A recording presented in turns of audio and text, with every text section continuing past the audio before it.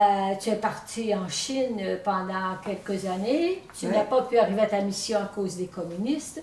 Ensuite, tu as été au Japon pendant une dizaine d'années et tu es revenu parce que tu étais malade. Tu es revenu à la maison mère. Une fois revenu à la maison mère, bien sûr, tu t'es soigné, tu as guéri, mais tu as dû rester là. Tu sais que c'était terminé la mission à l'extérieur. Après un repos complet, là, je suis partie pour l'Afrique. Et un beau parcours. Dans la forêt, vraiment dans la forêt.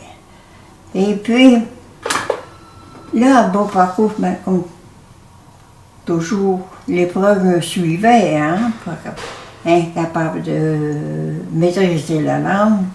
Alors, le père enseignait des catéchumènes, des jeunes catéchumènes, il y en avait 9. Et puis, dans l'après-midi, moi, je les occupais dans la couture.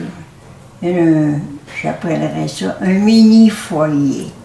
Parce que pour les préparer, plus tard, si elles voulaient aller au foyer des femmes, mais elles savaient les débuts, hein, parce que j'avais enseigné les points. C'est là que j'avais, dans l'après-midi, pour les récompenser, je leur donnais une petite pièce personnelle que je pourrais dire, puis du fil et une aiguille. Alors je disais, allez écoute ça chez vous.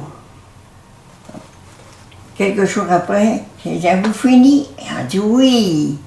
Apportez-la. Vous ne voulez pas, hein? J'ai vite apporté-la. À fin de compte, elle les a emportées. Puis chacun. Mais c'est pas comme ça que je vous ai enseigné. J'avais des grands points comme ça. Ah ben oui, mais au foyer, on fait des petits points. Mais chez nous, on fait des grands points. Parce que, ben, pour leur robe de baptême, par exemple, elles ont fait des petits points parce qu'elles l'ont fait au foyer. Ensuite, qu'est-ce que c'est que j'ai fait? Ah oui, étant donné que je ne pouvais pas maîtriser la langue, j'ai failli demander mon retour au Canada. Mais si pourtant, ma vie missionnaire ne devrait pas être brisée. À un moment donné, la lumière s'est faite. Puis j'ai dit, si je ne suis pas capable d'enseigner par la parole, enseigner Jésus-Christ, je vais l'enseigner par mes actes. Et à partir de ce moment-là, je me suis donné corps et âme à mon prochain puis à mes sœurs. J'ai été toujours très heureuse à partir de là. Et tu as été longtemps au Bopako? Hein? Tu as été plusieurs années au Congo? Puis j'ai fait mon premier stage de 5 ans et je suis revenue au Canada Pour un congé.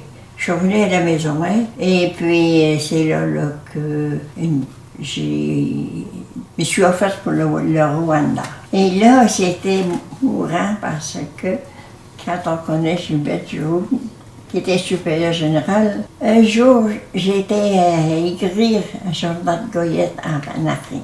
Puis j'ai dit, tu n'aurais pas une place pour moi en Afrique. Mais je n'ai pas été capable de continuer ma lettre. Je suis descendue à la course au bureau de la mère générale. J'ai demandé, j'ai dit, tu n'aurais pas besoin de quelqu'un pour la mission de Rwanda. Oh mon Dieu! Oui, elle s'est levée. J'ai dit, je suis prête à aller. Elle s'est levée d'un bond comme s'il y avait eu un ressort.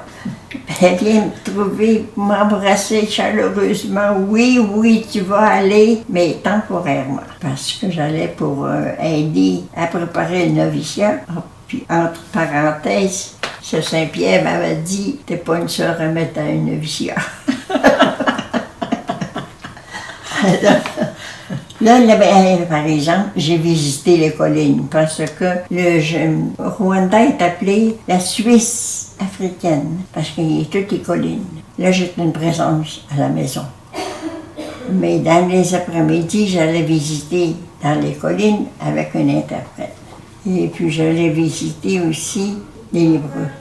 Il y avait à peu près 10 minutes de marche de chez nous, un petit bâtiment, genre un petit hôpital. Hein?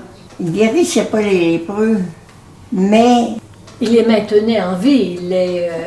On leur donnait la nourriture, les soins. oui, et puis, je dirais, pour arrêter le Prolifération. progrès de la maladie. OK.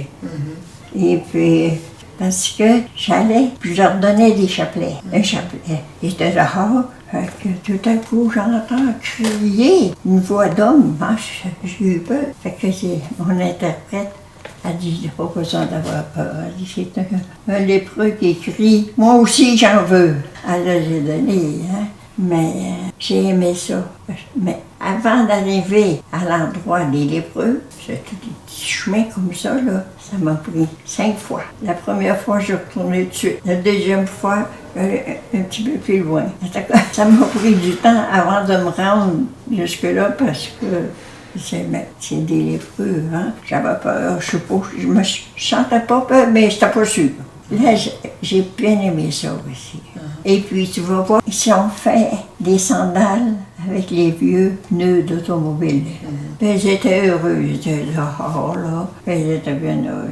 Puis moi aussi, parce que j'ai fait fini. Combien de temps as-tu été au Rwanda? Au Rwanda, jusqu'à 15 mois, j'étais prêtée pour faire ouvrir, hein.